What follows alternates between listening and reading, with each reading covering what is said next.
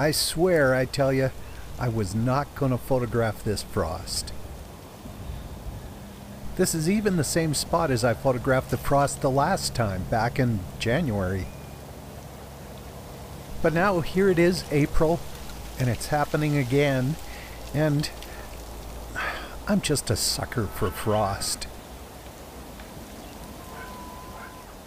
Needless to say, it didn't feel much like April. It was cold and foggy and nasty, and these cattle were still digging through snow after all these months. But I did find this guy. This is a gear falcon, and I've been trying for years to get a picture of one. And then finally in this thick fog I managed to see one, and it had just caught a ring-billed gull. Blind luck, I tell ya. The fog cleared away not far from where I saw the falcon, but it didn't get a whole lot warmer. Ice everywhere, so I stopped and sat in a ditch to photograph some of it.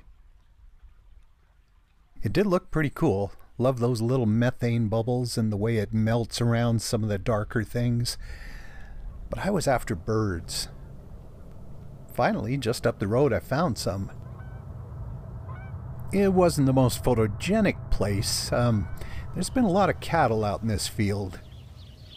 But there were plenty of birds around, not just the geese, but an owl nesting, all these sparrows. And in fact, here by Bazzano, there were geese everywhere. They shared pastures with cattle, and over at a meltwater pond, they shared with goldeneyes and widgeons, and all kinds of other birds. But because it's still snowy and still freezing, the big flocks really haven't showed up. Tundra swans, love to see tundra swans. The rest of the birds, they'll be along pretty soon, but things really have to melt a lot. Here, by Hazar, Dead Horse Lake is still frozen solid.